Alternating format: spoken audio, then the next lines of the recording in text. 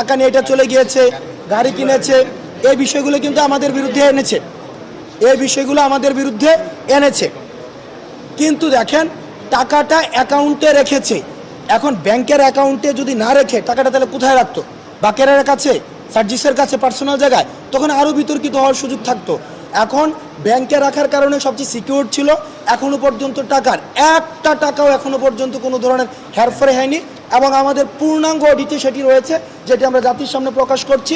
এবং সেটি নিয়েও যদি কোনো প্রশ্ন থাকে আপনাদের উন্মুক্ত যে কোনো সময় আমাদের পূর্ণাঙ্গ অডিটটি প্রকাশ করি। আজকে আমাদের হচ্ছে মোট স্থিতি রয়েছে 9,91,51,213 টাকা। এই যে টাকাটি বেড়েছে, এই টাকাটি কোন জায়গা থেকে আসছে? এক নম্বর বিষয় হচ্ছে আমরা ত্রাণ কার্যক্রম স্থগিত করেছি 4 তারিখ। এই 4 তারিখের পরবর্তী সময়ে 10 তারিখ যখন অডিট শুরু হয়, এই পুরোটা সময়ে বিভিন্ন অঙ্কের টাকা এসছে। 4 লাখ টাকা, 10,000 টাকা, 12,000 টাকা, এই টাকাগুলো পরবর্তীতে যুক্ত হয়েছে। দ্বিতীয়ত আমাদেরকে অনেকে চেক প্রদান করেছে, যেই চেকগুলো তখন কিন্তু ক্যাশ করা যায়নি। ওই ক্যাশ, অর্থাৎ এই যে চেকের পরবর্তীতে ক্যাশ করা হয়েছে, সেটিও পরবর্তীতে যুক্ত হয়েছে এবং বিভিন্ন নামে আসছে। এখন দেখেন বিভিন্ন নামে আসছে, কিন্তু আমাদের তো তখন অ্যাকাউন্ট ছিল না। এই কারণে আমাদের অ্যাকাউন্ট করতে হয়েছে, দেন টাকাটাকে হচ্ছে আমাদের লিকুইড মানিতে ট্রান্সফার করার কারণে সেখানে অ্যাড হয়েছে।